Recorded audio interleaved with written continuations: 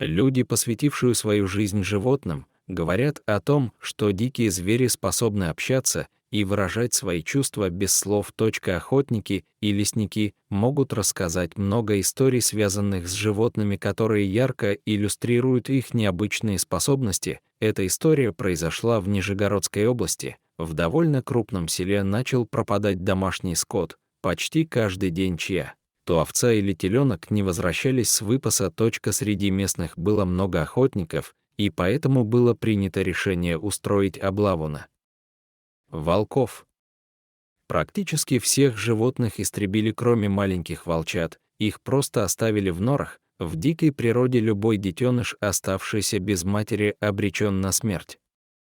Один из охотников рассказал жене, как прошла охота. Упомянув о волчатах, сердобольная хозяйка убедила мужа принести волчат, и мужчина ушел за ними. Мужчина вернулся к норам, но на старом месте нашел только одного волчонка. Остальные просто пропали. Он взял серого малыша и принес домой, где уже жила большая охотничья собака по кличке Нора. Она недавно стала многодетной матерью и с удовольствием приняла малыша. Волчонок рос вместе с щенятами, копируя их поведение, но время шло, и волчья порода стала проступать сквозь облик нескладного щенка. Серый вырос в огромного мускулистого зверя. Волк никогда не питался домашним скотом, ведь его прекрасно кормили дома.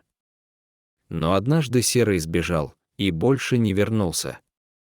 Спустя пару лет пропажи скота возобновились. Народ винил в этом волка, выращенного семьей. Так продолжаться было не могло, и охотники вновь отправились на охоту.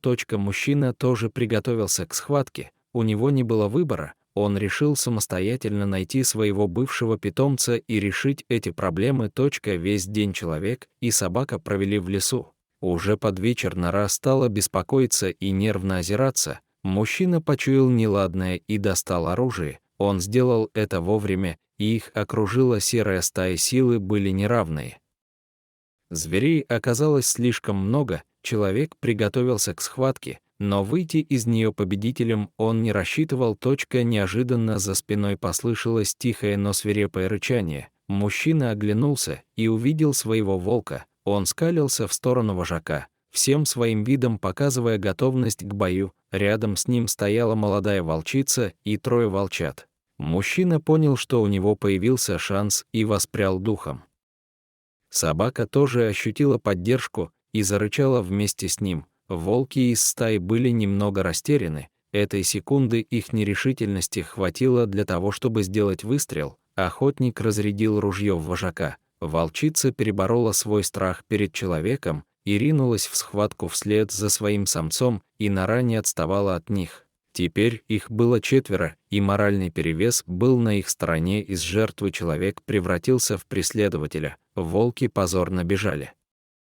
Собака была рада вновь повидаться со своим приемным сыном, а человек осознал, что Серый был не виноват в пропаже скота. Волк приблизился к ним и проявил свою радость. Он заглянул в глаза своему бывшему хозяину, немного постоял и скрылся в лесу. Там его ждала настоящая семья. После случившегося стая волков ушла из того села, и скот перестал пропадать. Серый больше не приближался к людям, но его вой до сих пор слышат местные жители. Так свирепый хищник стал талисманом для людей. Он вырастил собственную стаю, но звери никогда не нападали на домашних животных.